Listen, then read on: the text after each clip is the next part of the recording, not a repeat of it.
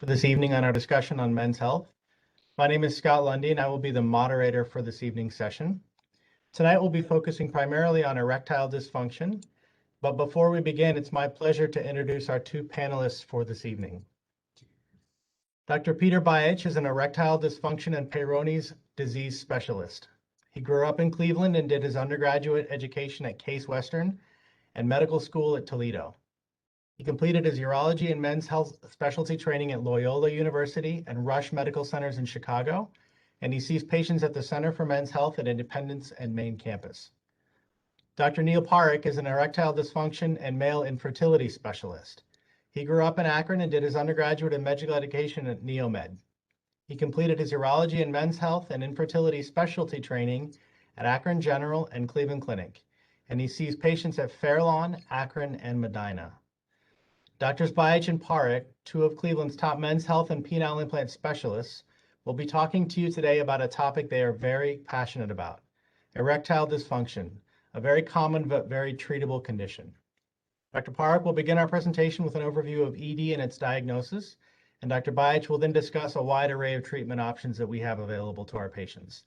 Please feel free to type any questions you have in the chat box, and we'll be sure to leave ample time at the end to answer these questions and facilitate a discussion. So with that, let's get started, and I'll hand the presentation over to Dr. Parekh. Thanks, Dr. Lundy. Thanks for the introduction. Thanks for all the listeners today who took the time to listen to this very important topic, but also a very sensitive topic. Erectile dysfunction, a common but treatable condition.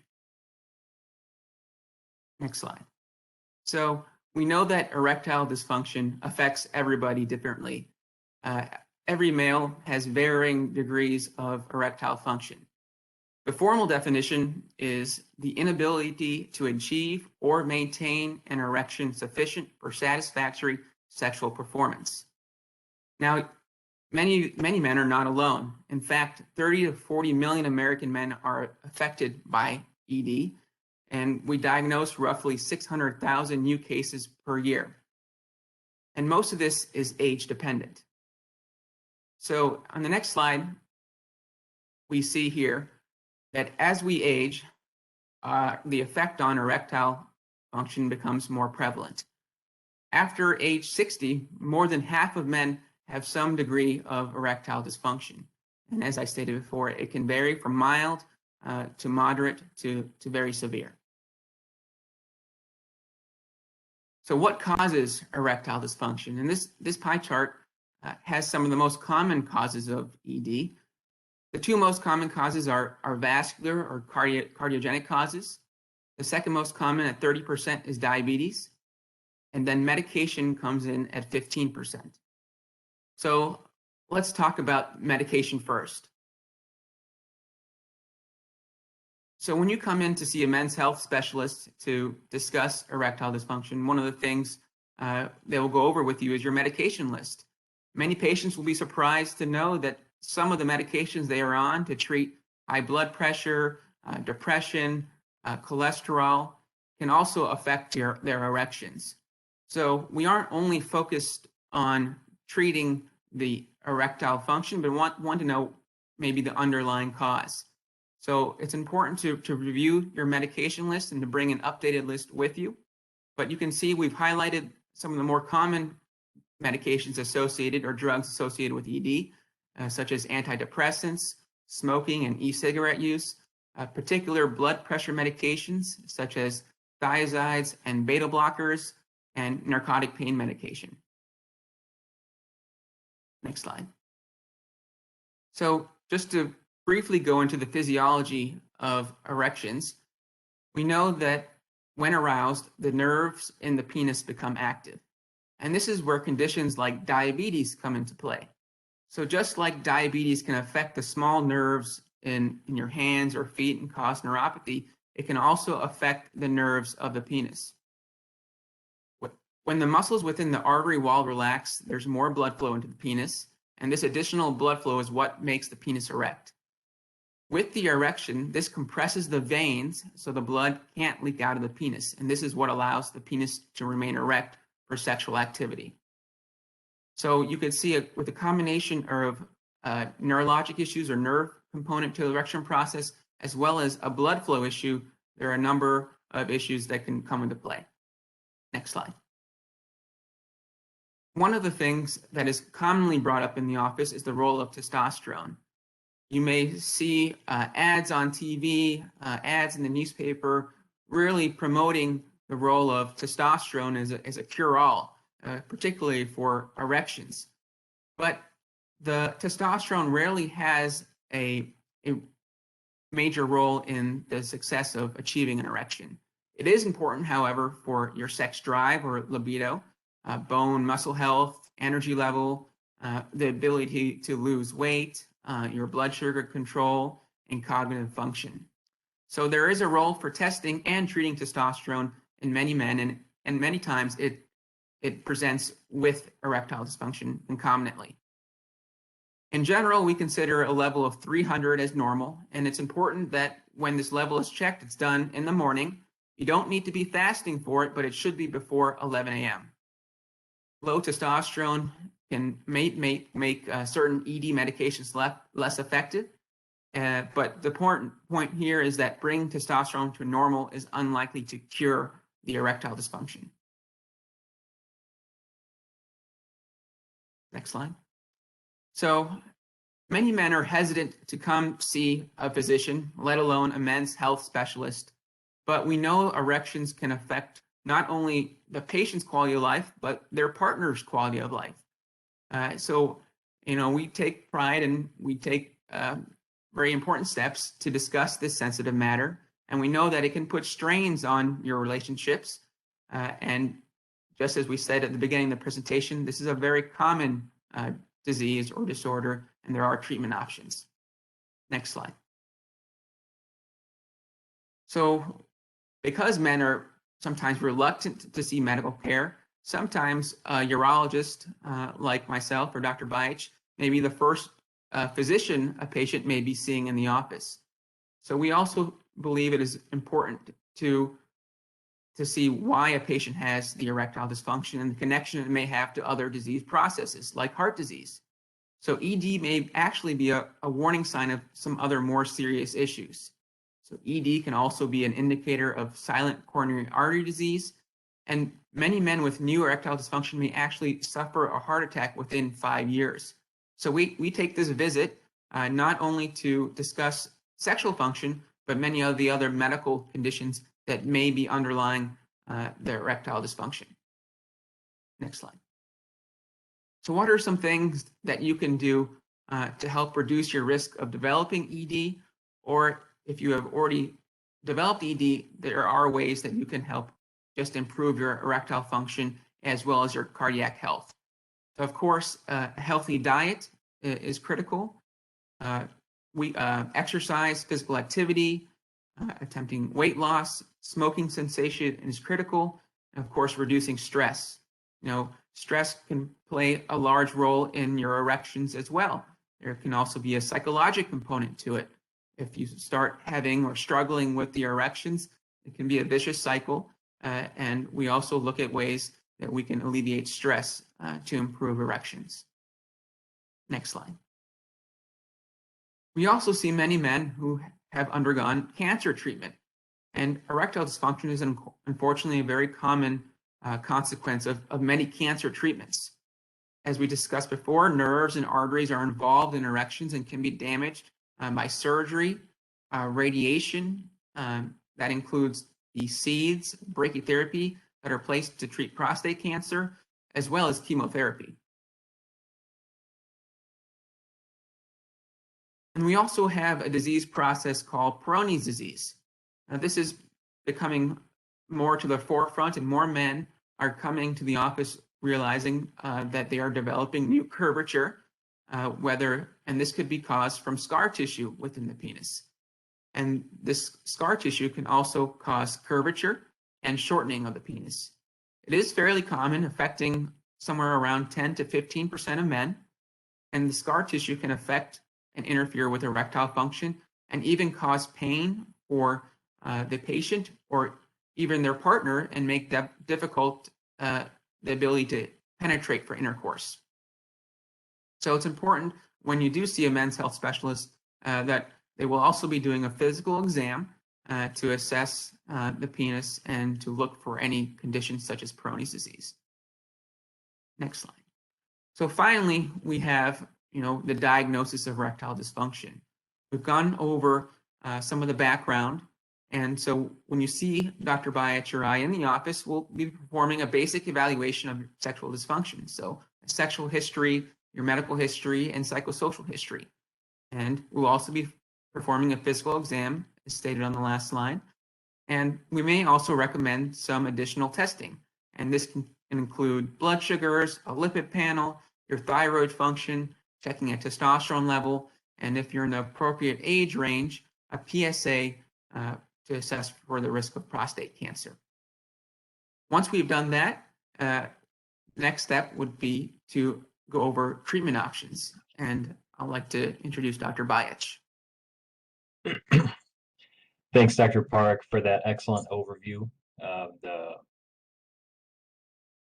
pathophysiology and the risk factors for erectile dysfunction. I'm going to get into many of the treatment options that we have available, and all of these are treatments that we offer at our various locations. So next slide. We'll start with the oral medications. Now, these are probably the most common medications that many of you may have heard of. This category of medications, like Viagra and Cialis, is called the PDE-5 inhibitors. What they do is they try to improve or increase blood flow to the penis by relaxing the blood vessels that let the balloon fill up with blood. These medications do rely on sufficient arousal, meaning you're turned on, and stimulation in order to get an erection. Many men think if they just take the medicine that they'll all of a sudden get an erection, and that's not the case. It can take anywhere from 30 to 60 minutes for the medication to kick in, and depending on the medication you're on, it may or may not depend whether you took it with food or not as to whether or not it might be effective. The medications work anywhere from 4 to 6 hours. However, Cialis lasts quite a bit longer, and it might make it easier for you to get an erection for up to 36 hours. Unfortunately, these medications are only effective in about half of men. They're probably the least effective option of the ones we'll discuss today for men after prostate surgery who may have nerve damage, or for those men who have severe vascular disease. In fact, men with diabetes are twice as likely to move on to other treatments after having failed oral medications. Next slide. Some of the side effects that you might experience from these medications include headaches, flushing in the face, stuffy nose, an upset stomach, or sometimes even back pain. Contrary to what many men believe, there's actually no direct risk to the heart. Okay, many men fear that if they take this medication, they're going to suffer a heart attack. Now, if you've had a recent heart surgery or procedure done within the last month, it would be a good idea to discuss with your cardiologist before starting this type of medication. It's also important to know that if you take nitroglycerin or any nitroglycerin containing medications, that these meds cannot be mixed with that because it can cause a severe drop in blood pressure, which could even be life-threatening. Next slide. A vacuum erection device is an external device that's applied to the penis. It's essentially a hollow plastic tube. And then using either a battery-powered button or a hand pump, it creates a vacuum inside that cylinder, which causes the penis, or at least the external portion of the penis, to fill with blood. Then an elastic tension ring, essentially a rubber band, is placed on the base of the penis to hold that blood within. It's important to note that half of the penis is actually inside of the body. So this treatment only engorges the external part, which sometimes can lead to a little bit more unnatural or floppy erection, which is part of the reason that many men are not satisfied with this option. The satisfaction rates for this treatment range anywhere from 20 to 80%, and only about 10 to 15% of men stick with this option long term, with most of them switching to a different option. However, this is a non-invasive and relatively cost-effective option that you might consider. Next slide. As far as side effects, the constriction ring can block ejaculation. It can lead to bruising, some discomfort, sometimes numbness or coldness, and it might not lead to a sufficiently rigid erection for sexual activity. Some men find it difficult or cumbersome to use, and it may make it difficult to have spontaneous sexual activity with your partner. Next slide.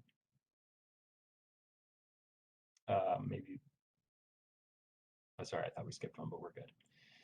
So urethral suppository, also known as muse, is essentially a little pellet that's placed into the tip of the penis. In about 5 to 10 minutes, the medicine from the pellet absorbs into the urethra and creates an erection. It's successful in about 40 to 65% of men. However, up to half of men don't continue using this therapy beyond 6 to 8 months. Some of the common side effects are that it can cause pain or burning in the urethra, and it might cause low blood pressure and dizziness. Why might men not use this long term? The main issue is usually cost. It can be very expensive and is not covered by insurance, and also some of the side effects that we discussed, or perhaps not getting a sufficiently rigid erection for sexual activity. Next slide. So the next treatment that I want to discuss is injection therapy, also known as intracavernous injection therapy. With this medication, we actually teach you how to self-inject your penis with a medication directly into the side near the base.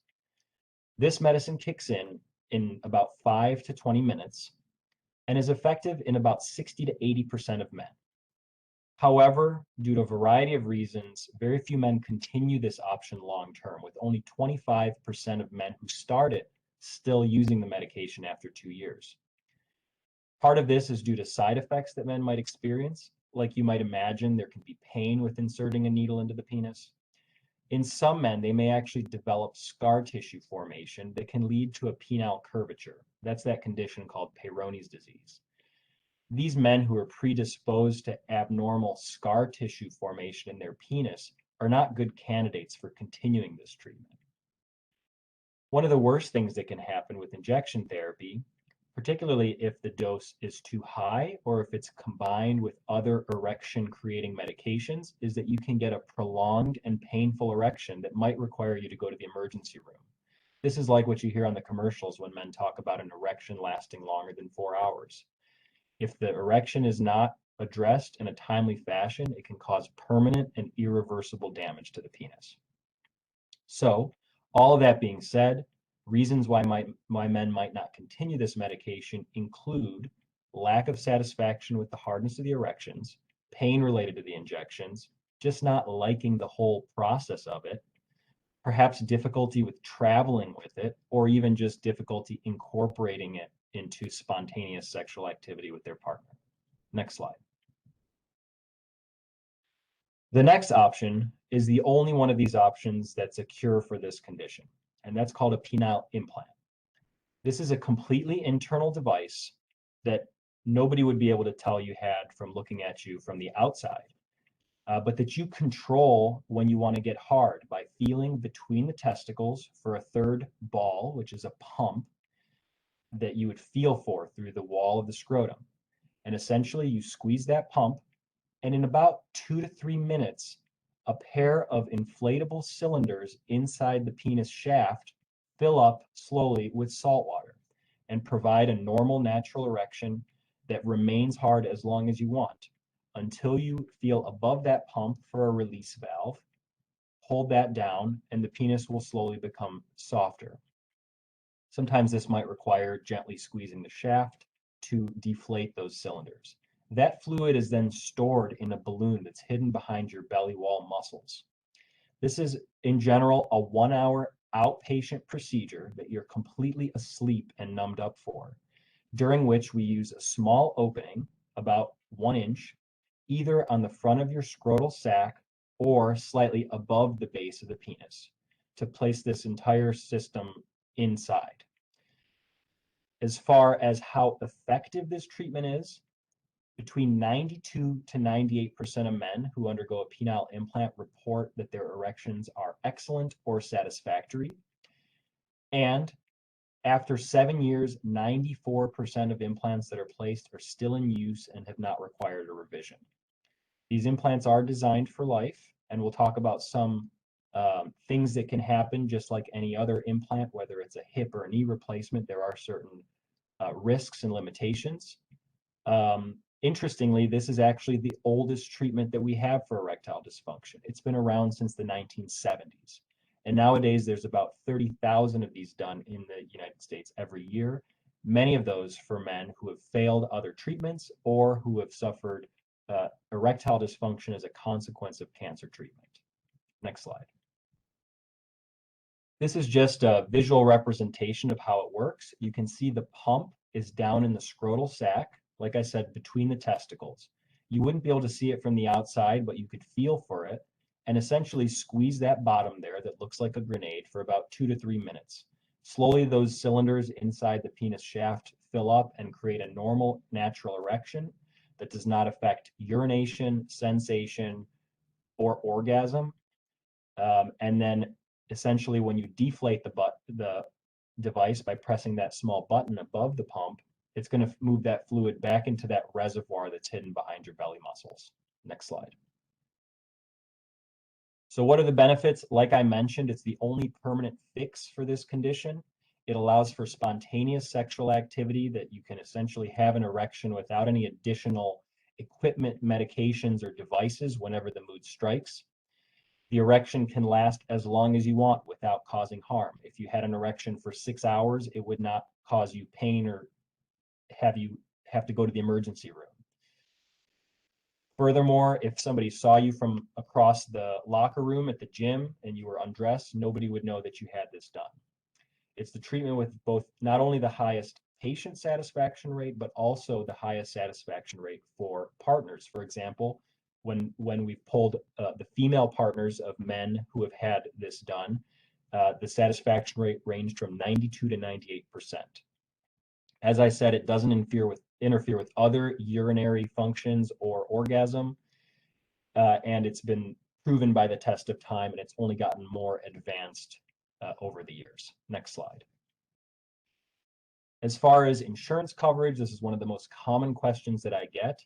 Essentially, all insurance providers do cover this. We always make sure that it is covered before you even set up for your surgical pre-op visits.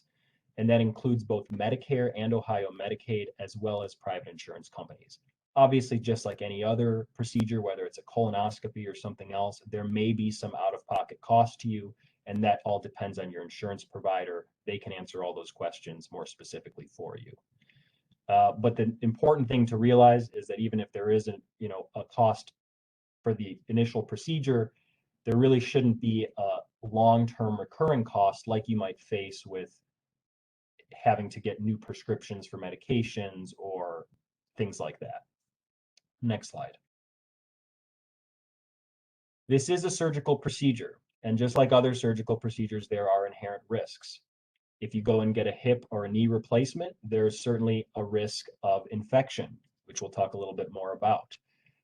Thankfully, that's rare. In the case of this type of implant, that risk is only about 1 to 3%. Other things you need to be aware of are that you won't get spontaneous erections anymore.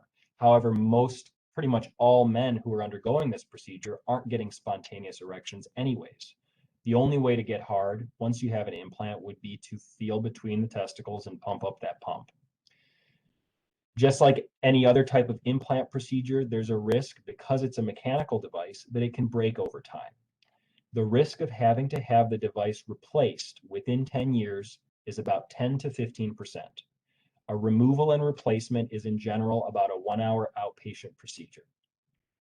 As far as pain, we're moving slowly towards doing these types of procedures with a completely narcotic-free protocol, where you may have short-term pain, but it's really variable from man to man.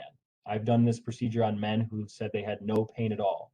Some men, even after a couple months, are still having discomfort, particularly if they're getting in and out of the car, sitting down, and things like that. But I would say the vast majority of men have relatively minimal pain and are ready to start using the device by about 3 to 4 weeks. As far as change in length, this is a very important thing to realize. When we talk about erectile dysfunction, I always tell men, unfortunately, if you don't use it, you lose it. And what you can lose by not having erections for many years is you lose stretchiness of the tissues in the penis. The balloon simply doesn't expand as big as it used to when you were 20 or 30 years old. So it's not uncommon that after a penile implant, when we create an erection for the first time, that a man looks down and says, well, that's not the penis I remember 20 years ago. It's not a factor of the implant, it's a factor of the change in the penile tissues. We always place the largest device that can fit, but you could expect that that erection is not going to be the same as what you remember it. In general, I do prepare men for through the healing process that you may lose another ½ inch or so, but that's usually not something that a man would notice. We talked a little bit about the risk of infection. If there's an infection, the device has to come out. The infection is then washed out, and a lot of times we can place another implant in at the same time. Thankfully, that's very rare, and we give antibiotics before, during, and after to help prevent that. Next slide. So what else is out there? What are the new treatments, the most kind of new kid on the block things? Some of these treatments you may see advertised by private direct-to-consumer advertising clinics that advertise on billboards on the highway and things like that. The one you've probably heard the most about is the low-intensity shockwave therapy. This is a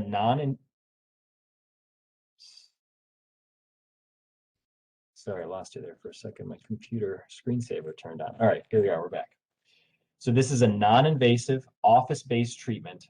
It's not painful. It's something that we do essentially with a device that is delivering shocks, or basically shock waves, to the deeper tissues of the penis, and on a microscopic level causing some damage, which then your body tries to create new blood supply to the area, and in doing so helps deliver more blood to the penis. This treatment, this is very important, is best for men with mild to moderate ED. For men with very severe erectile dysfunction, this is not a good option.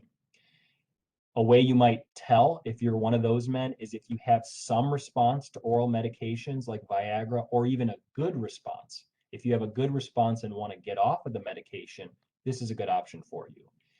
If you're almost there with the Viagra, but not quite, this might be able to improve things enough that you'll be able to have sexual activity with the help of the medication as well. If you're going to consider this treatment, it's very important that you have good control of blood pressure, cholesterol, and diabetes, because these are the conditions that led to the ED in the first place for most men. And if you don't control those things, whatever new blood vessels form are very quickly going to become affected by that disease again, and you'll kind of be right back where you started. So important to realize this is not a curative treatment, and it might not help anybody, or it might not help everybody, but it's a great option. Because it's a relatively new thing, it's not yet covered by insurance, as many ED treatments are not. We do offer it at probably the lowest price in town at several of our locations. For the full 6 treatments, which is one cycle of this, it's $1,800.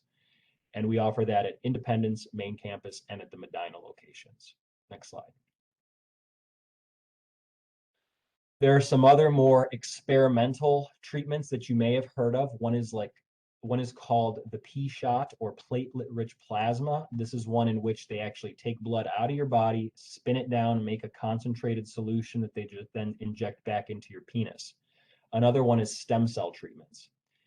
It's important to realize that these treatments that are not FDA approved have not clearly been shown to be effective in humans. Much of the research that's been done on these treatments has been done in animals, and we are not yet at a place where we would feel comfortable recommending or even offering these treatments. Furthermore, the clinics that offer these treatments often charge huge amounts of money for them without any guarantee of any kind that it's actually going to help you. Next slide. So with all that being said, I want to open the floor to any questions that people might have. You can either type them in the chat or the Q&A, or if you think of any in the meantime or later on, you can always call and set up an appointment with one of us. The scheduling number there on the bottom can get you either a virtual appointment or an in-person appointment with either one of us. This is an area where many men feel more comfortable seeing a doctor in a virtual setting. I want to assure everybody that there's really nothing that we have not heard before. This is something that we discuss and deal with every day, so there should be no, fear or discomfort or anything like that. We all know that men don't like coming to the doctor, but as we alluded to earlier, this can often be the first sign of something more serious going on. And it's really important that if you're experiencing persistent or worsening symptoms, that you come and get it checked out. Thank you very much. Great. Thank you, Dr. Bajic and Dr. Parekh, for that fantastic overview. It looks like we're getting some questions filtering in here through the chat. I want to start with the first set of questions, which revolve around men who've had prostate cancer and underwent a radical prostatectomy. And the questions around this topic are focused on what options are best for these men and how long they can expect to have some erection recovery after the surgery before moving on to more aggressive treatments. Do you mind if I touch on that one, Neel? So the single most common side effect that men can experience after prostate removal, even if the nerves are saved on both sides, is erectile dysfunction and also incontinence in addition to that. 80% of men after prostate removal do not go back to the erections they had beforehand. So to answer your question, essentially all of these treatment options are available. However, the ones that are probably less likely to be effective after prostate removal are the oral medications and probably the shockwave. As far as whether the implant is an option for men who have had their prostate removed, absolutely. That's one of the groups of men who are probably most likely to ultimately require an implant. And there is certainly, we always need to be aware of prior surgeries, and there can sometimes be some scar tissue in the belly, particularly behind the pubic bone where the bladder is, that might slightly change our plan of where we put that balloon, that reservoir that stores the fluid. But this is definitely a treatment option that's available and very successful in men who are suffering with this condition after prostatectomy. Oh, and sorry, to answer your question about timing of recovery. So that's really important as well. In general, it can take 12 to 18 months after prostate removal for us to know how much of the erectile function is going to come back.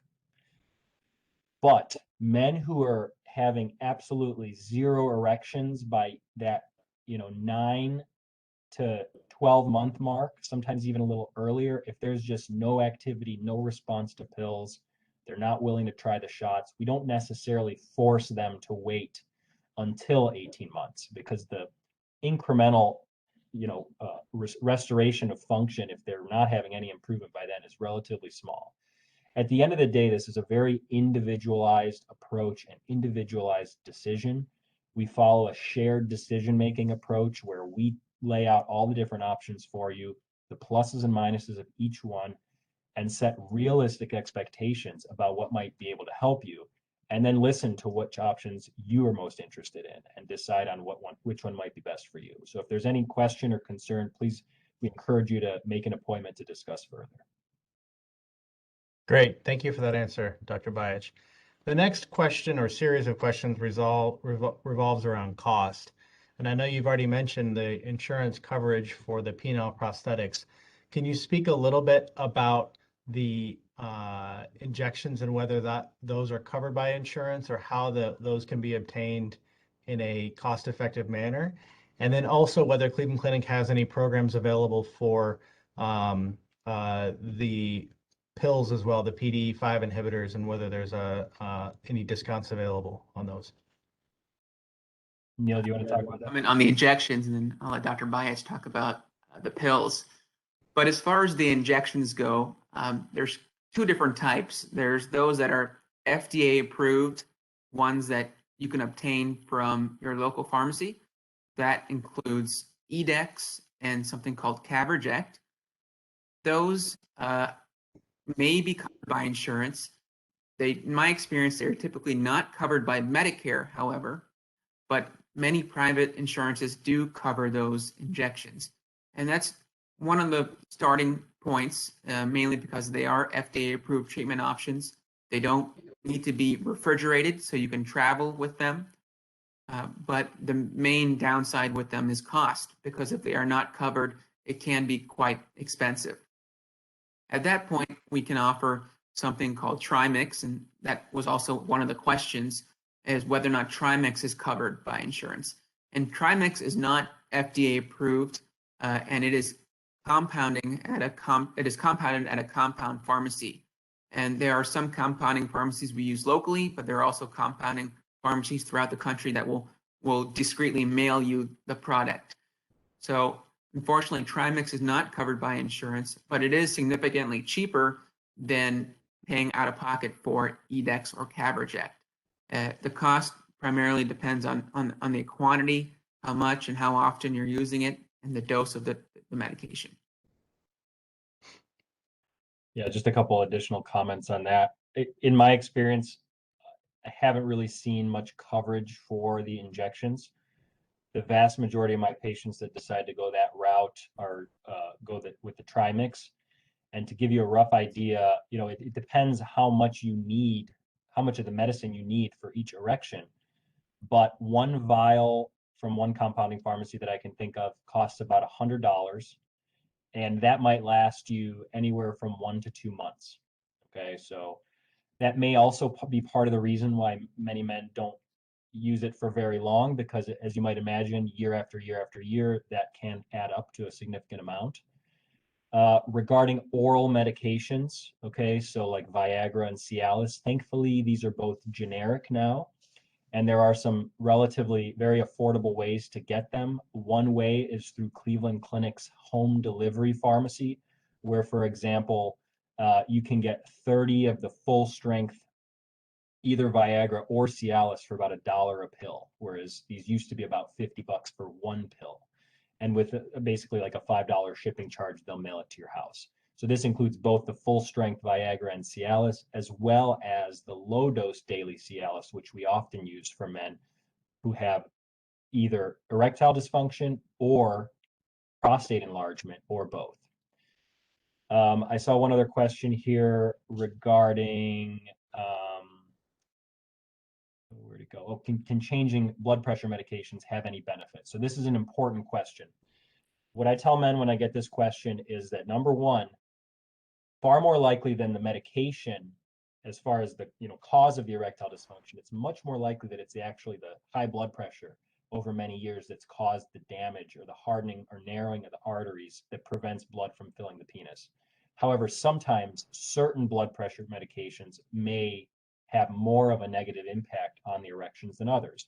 Dr. Parekh mentioned too, the thiazides and the beta blockers like metoprolol are probably the two categories of blood pressure pills that are most likely to contribute to the ED. However, it's pretty rare that if I working with the man's primary care doctor or cardiologist, if I change to a different medication, that the erections are substantially better. It's usually that long-term damage to the blood supply that's really causing the issue. Great, thank you for that useful information. Next question, just a bookkeeping question. Are we able to receive a copy of the presentations? This presentation will be available. It is being recorded and will be available after the fact via web link. So look out for that and you'll be able to watch the whole presentation again if you'd like. And I do encourage you guys all to, as much as possible, if you have a partner, include your partner in this conversation. Now that we're able to see people and their partners at the same time, it's always very helpful, even for that initial visit, to bring your partner with you. This is really a couple's disease, a couple's condition. It affects both partners. And there are many ways that we can help both you and your partner, address these issues and move on with a healthier relationship. Great. Next question is for Dr. Parekh. And the question is regarding the anesthesia approach and whether there are nerve blocks that you use, Dr. Parekh, and whether the surgery is considered minimally invasive. And I imagine this is referring to the approach, whether it's penoscrotal or infrapubic, where that incision is. If you could speak to that a little bit. Right, good question. So as Dr. Bajic also discussed in his part of the presentation, patients are asleep for this procedure. It's typically done under general anesthesia. Both Dr. Bajic and I do use blocks before and after the case to help with pain management. And as you could see, very few narcotic pain medication pills are required after the procedure. These nerve blocks do help and reduce the use of narcotic pain medication. And as far as the minimally invasiveness of the procedure, there are two possible locations for the incision to be, and both are equally small, roughly 2 centimeters in size. So whether the incision is in the scrotum or just above the penis, below the pubic bone, the incision is very small and would be considered minimally invasive, as in most patients, it can be all put in through one incision. Great, thank you for that, Dr. Parekh. The next question that came in is from a participant who's had surgery and radiation for prostate cancer and is currently being treated with one of the anti-hormone medications called Lupron. And the question is, what is the next step after the medications for a patient such as this? Dr. Bajic, what are your thoughts?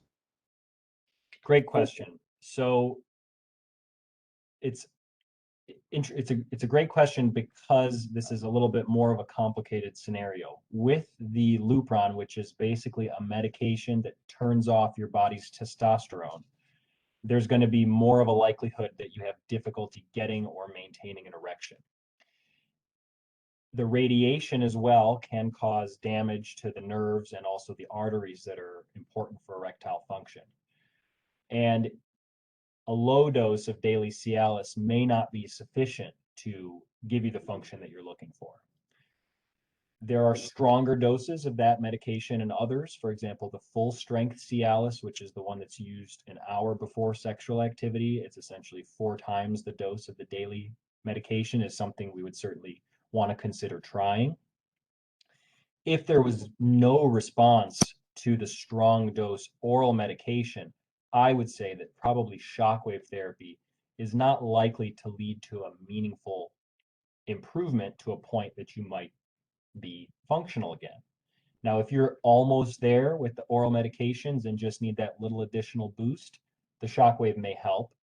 Or hey, if you're doing great on a relatively low or medium-sized dose of the oral medication, but you just don't want to rely on it, that's also a good scenario for the shockwave therapy. If nothing's working, you might want to consider injections or even a penile implant.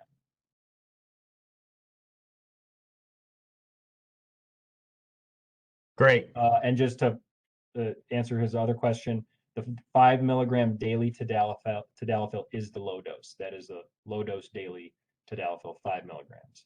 The as needed dosing for that medication, also known as Cialis, is 20 milligrams.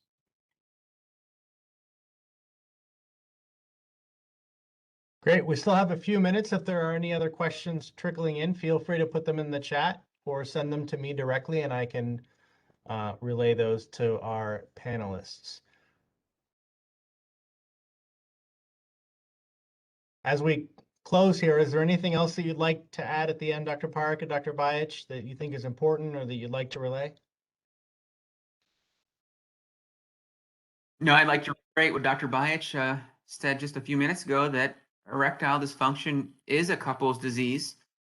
Many times patients come in for a consultation and we discuss treatment options. I really rarely move forward with something invasive like surgery or anything else until the patient has had an opportunity to discuss this with their partner, because ultimately, both the patient and the partner need to be very involved and on board with the treatment plan. So again, I agree with that. Both the patient and their partner should be present if possible to discuss these issues. Absolutely.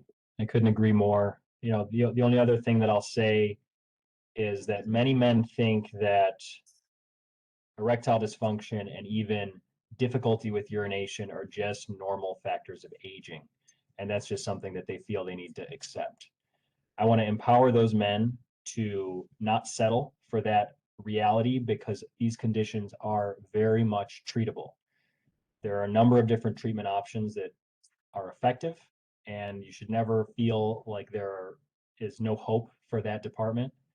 And if your partner is the limiting factor in a sexual relationship, for example, if many women after menopause have pain with intercourse due to a lack of estrogen in their vaginal tissues, this is also something that's very treatable, that many of our urologists on our team who see women see on a daily basis. So going back to it being a couples condition, we can help not only you, but also your partner. It's just a matter of coming in and talking to one of us about it to getting set down the right path. On that note, I just want to thank you all for attending, and I look forward to seeing many, hopefully all of you in the office for your appointment. Great. We had one other question come in while we were closing, if we can address it quickly here. Maybe Dr. Parekh can help us with this one. One of the participants had a colon cancer surgery recently, and this has resulted in difficulty with erections, but also with a dry orgasm, something that we didn't talk much about today. But if you could just speak to why that happens and then what the best treatment option would be for that type of patient. Yeah, it's a great question, and he's already done a great job of kind of weeding out the difference between orgasm and ejaculation. So that's an important distinction for many men. Orgasm is the pleasure sensation that you achieve, after sexual activity, while ejaculation is the actual fluid that is expelled. So after many types of cancer surgeries, operations, prostate cancer included, many men will no longer expel the fluid, so they will no longer ejaculate. However, they may still orgasm. So for this specific question, the patient is able to orgasm but not ejaculate. So depending on the type of colon cancer surgery and the issues that were encountered during the surgery and postoperatively, the implant is a very common treatment or even cure for this condition, and would be something that Dr. Bajic and I would potentially recommend. Of course, we would go over all the options with the patient, but it would be a very effective to treat the dry orgasm.